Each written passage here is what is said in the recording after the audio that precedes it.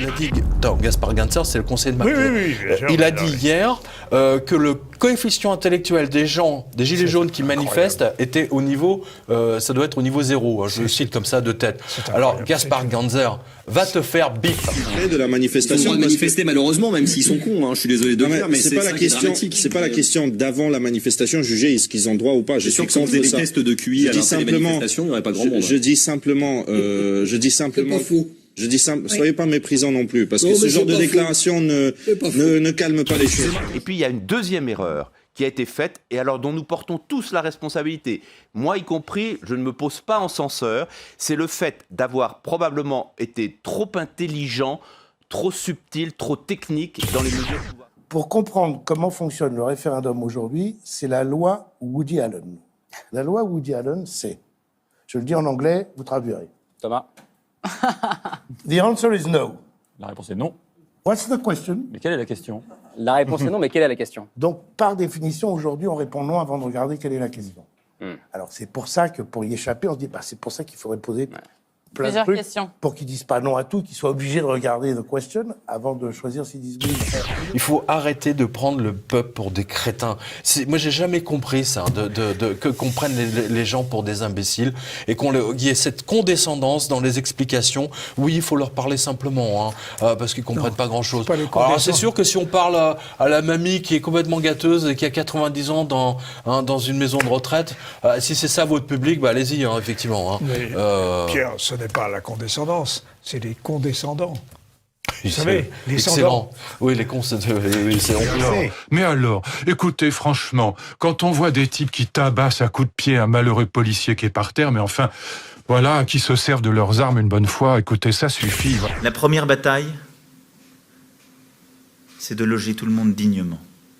Je ne veux plus, d'ici la fin de l'année, avoir des femmes et des hommes dans les rues,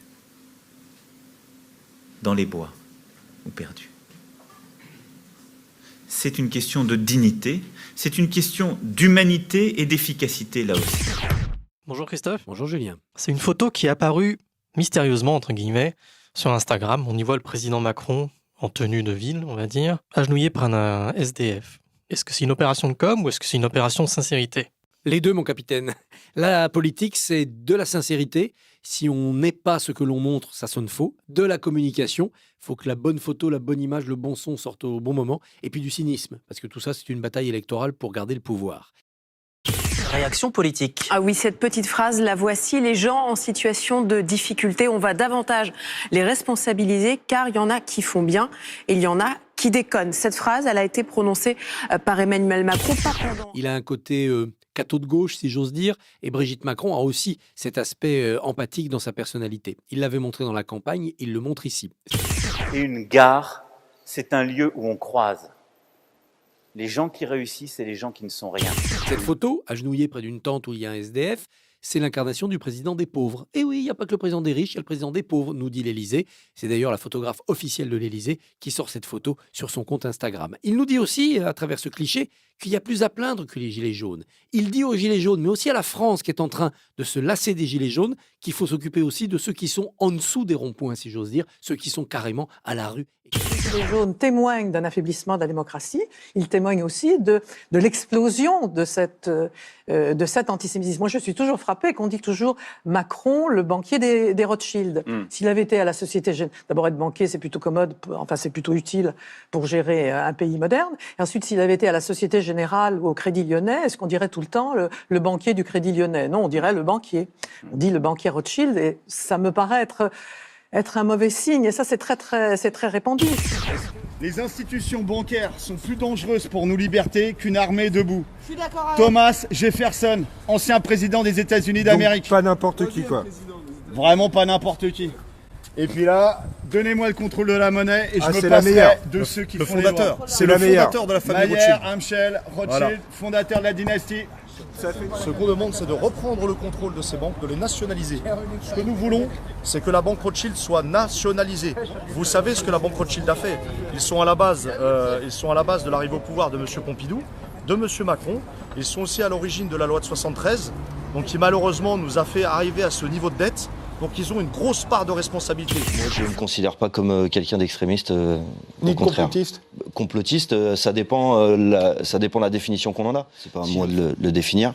Mais le complot, dans ces cas-là, on peut dire, par exemple, Emmanuel Macron qui dit qu'il y a une ingérence russe dans le mouvement des Gilets jaunes, alors que c'est son propre garde du corps, Benalla, qui signe des contrats avec la Russie, enfin des oligarques russes, et qui fait récupérer son coffre-fort par un ancien militaire russe. Bon, le complot, je pense pas que ce soit moi qui le fasse, quoi. Vous vous expliquez qu'il y avait des armes de destruction massive pour justifier l'intervention militaire. Il n'y en avait pas. Et c'est du complotisme. Et il n'y en avait pas. Donc, à l'époque, si on remettait en cause, j'imagine, aux États-Unis, on aurait pu être traité de complotiste, puisqu'en fait, le complotisme, c'est rien d'autre que de contester la version officielle, c'est-à-dire la version du gouvernement et de l'État.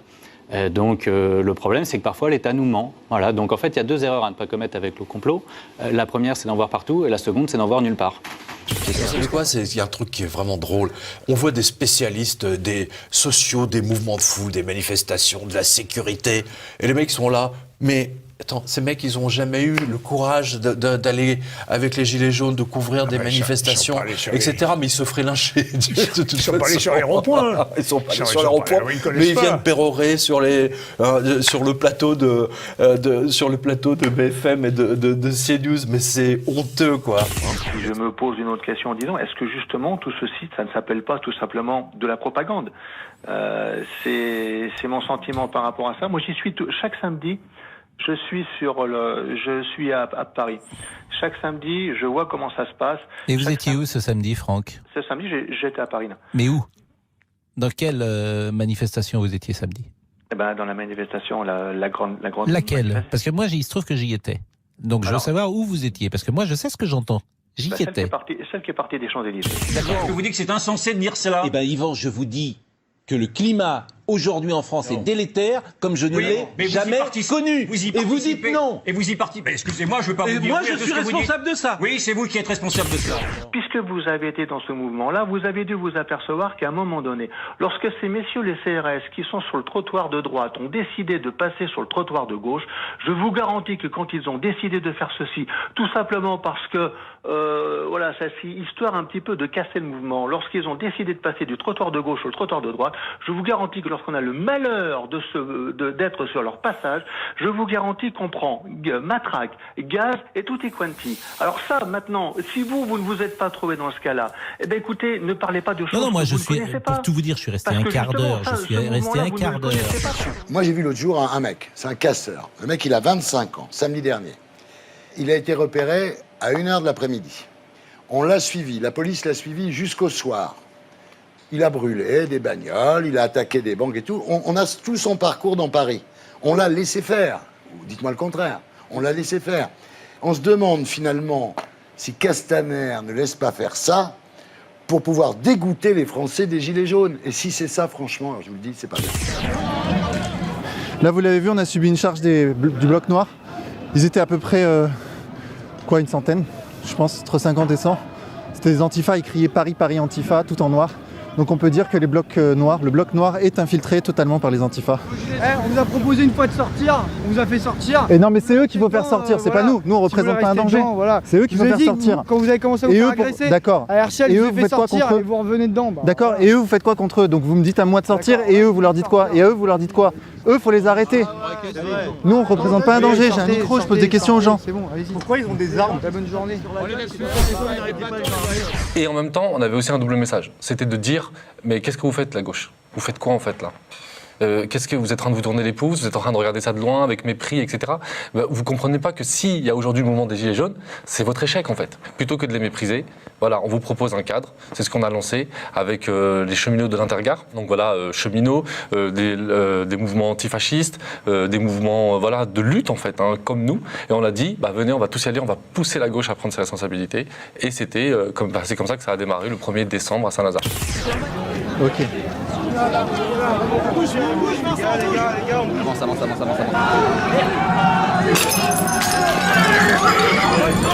Vous n'avez toujours pas répondu à ma question.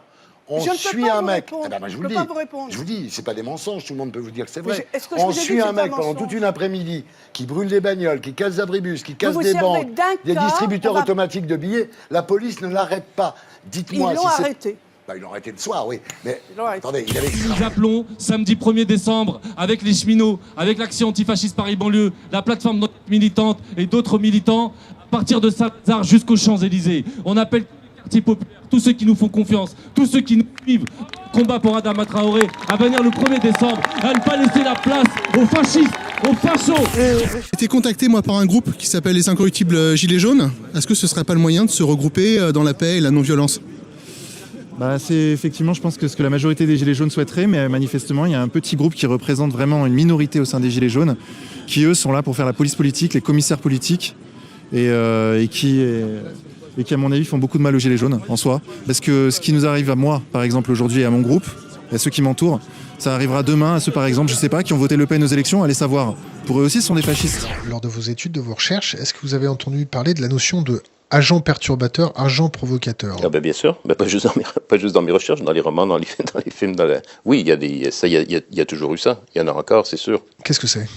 C'est quand les policiers, soit que ce sont des policiers qui infiltrent le mouvement, soit que ce sont des gens qui sont payés d'une manière ou d'une autre. Des fois, c'est pas juste en argent, des fois, c'est en remise de peine ou des choses comme ça. Des gens qui sont utilisés par la police, disons, pour agir dans un mouvement. Et généralement le pousser à prendre des risques et à mener des actions qui vont le vulnérabiliser. Ces gens-là, ils sont parfaitement identifiables. On pourrait mettre, des services de renseignement là-dessus, savoir qui ils sont, les identifier, les stopper. Or, ça fait des années que ça dure et on les stoppe pas. Donc maintenant, il faut que ça cesse et il faudrait se demander pourquoi la police ne fait rien. Alors, il y a des policiers qui nous disent qu'ils ont des ordres. Je sais pas. Non, j'ai entendu ça. Juste un dernier mot. La raison pour laquelle, à mon avis, ce mouvement ne pourra pas précipiter, c'est le sort d'Ingrid Levavasseur. C'est un mouvement qui, au départ, et c'est sa noblesse d'ailleurs, refuse toute forme de représentation. De Jacqueline Moreau aussi. Et Jacqueline Moreau refuse toute forme de représentation, de sorte qu'à chaque fois qu'il y a un représentant, quelqu'un qui sort un peu du lot, immédiatement il se fait abattre par les autres ou rappeler à l'ordre. Le résultat de ça, c'est que ce mouvement qui est très puissant dans le rejet, est très faible dans le projet. Mais évidemment, il y a d'autres moyens de contrôler un mouvement social, de le diviser, de coopter ses leaders, de trouver des chefs pour leur proposer de rentrer dans le système. Comment on fait? Aujourd'hui est né le parti des émergents. Pourquoi un parti? J'imagine que vous vous posez la question. C'est pas tant qu'ils infiltrent le mouvement, c'est qu'ils proposent au mouvement de s'intégrer aux règles du jeu, et donc comme ça, il le pacifie, il le discipline, et certains leaders des mouvements tendent eux-mêmes à sentir le besoin de discipliner ou de rejeter en fait les franges les plus turbulentes, parce qu'en fait, ils veulent donner une image respectable, légale, de leur mouvement et d'eux-mêmes aux autorités pour être des interlocuteurs légitimes et se retrouver autour de la table. Et des fois, les élites politiques le demandent explicitement. Elles demandent C'était pas le moment de créer un parti politique. C'était pas maintenant. C'était de faire le buzz. Vous avez gagné, vous avez fait le buzz. Vous avez rencontré Madame la ministre. Mais vous aussi bientôt dans le Pas-de-Calais. Ah oui, mais moi, alors attendez, mais moi ce que je vais faire, c'est que je vais pas le cacher à tous les gilets jaunes du secteur, comme ça s'est fait avec vous. Pourquoi vous n'avez pas osé en parler? Pourquoi vous n'avez pas dit aux gens qui vous suivent, je vais rencontrer le ministre? Qu'est-ce qu'il y avait de mal à ça? Pourquoi vous avez encore fait ça dans le dos des gens? Vous êtes une vraie femme politisée.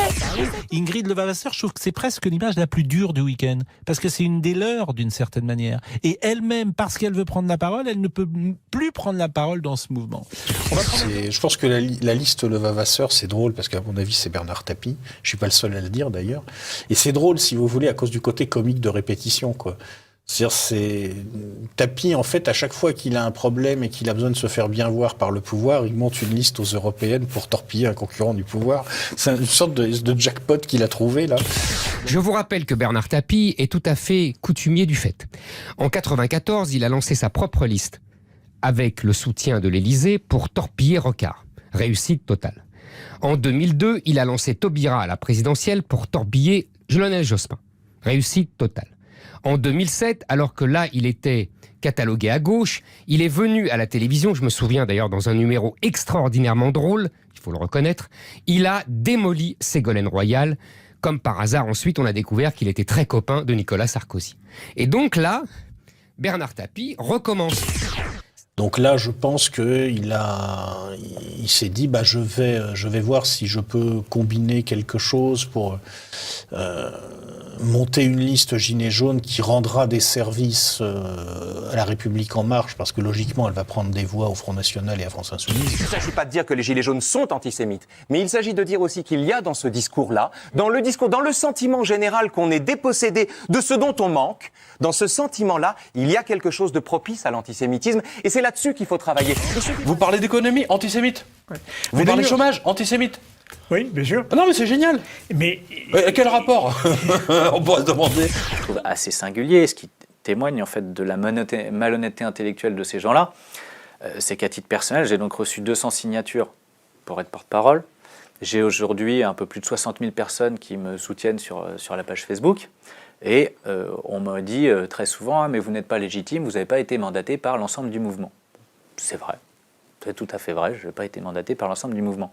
Mais alors expliquez-moi pourquoi, quand vous avez 3 gugus qui vont prononcer des insultes antisémites contre telle ou telle personne, alors là, il n'y a pas de difficulté, ça rend l'ensemble du mouvement antisémite. Bon. Et pour bien dissimuler la crise économique, hein, la seule arme qu'ils utilisent, on en a parlé, hein, antisémite. Voilà. Oui, ça, c'est antisémite, j'en ai parlé avec Vert Bergeron le 3 janvier. C'est la diversion par excellence. Voilà. Les casiers judiciaires, ça ne les empêche pas d'être élus. Ah non, ça c'est sûr. La pédocriminalité, c'est pas grave, c'est puni par la loi, mais ils font pas de prison. Ils ont le droit, c'est pas grave. Depuis 13 ans, où vous avez vu ça? Il y a 4 personnes dont les noms sont assez connus qui se permettent de sortir des phrases. Par exemple, une petite fille de 5 ans qui vous ouvre la braguette, c'est un moment magique. Vous savez que la sexualité d'un gosse, c'est absolument fantastisant. Vous savez, quand une petite fille de 5 ans et demi, commence à vous déshabiller, c'est fantastique. Ce genre de choses. Ce à quoi vous faites allusion n'a certainement pas été dit Ah si, ça a été sur des plateaux de télé. Ça a été, non, pas spécialement la semaine dernière, mais il n'y a pas besoin de... non, je ne suis pas en train de dénoncer quelque chose qui se passe de la semaine dernière. Là, ce qu'on dénonce, c'est pas non plus. Donc, il faut faire ça pour répondre aux commandes, on va gagner des parts de marché. La réduction du temps de travail, elle doit être à partir d'un certain âge. On va faire l'affaire Benalla. Non, mais je veux dire, c'est pas que Benalla, parce qu'en fait, Sarkozy, c'était pareil, il y a toujours eu des problèmes. Là, on a Juppé qui va peut-être aller au Conseil constitutionnel alors qu'il a des bagages, on lui a dit qu'il pouvait plus pendant 1 an se représenter à quoi que ce soit, puis finalement, il a le droit à l'oubli.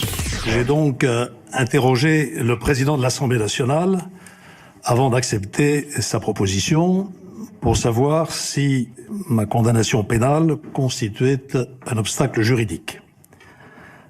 Après y avoir réfléchi, M. Ferrand m'a rappelé pour me dire qu'il n'y avait pas d'empêchement juridique. Alors lui a le droit à l'oublier, mais les Gilets jaunes qui ont juste manifesté parce qu'ils n'étaient pas d'accord, c'était comparution immédiate et ils sont aujourd'hui, pour certains, condamnés à des peines avec un casier judiciaire, avec des amendes à payer, etc. Incarcérés en Ils n'ont pas le droit à l'oubli, donc ça pose problème. Ce que je vois, c'est qu'il y a 2 poids 2 mesures dans le sens où quand on est un simple citoyen, on n'a pas le droit à l'erreur. Par contre, quand on est à la représentation d'un pays, on peut se permettre tout ce qu'on a envie de se permettre parce qu'au final, qui va en prison ? Quel ministre va en prison ? Quel ministre va en prison ?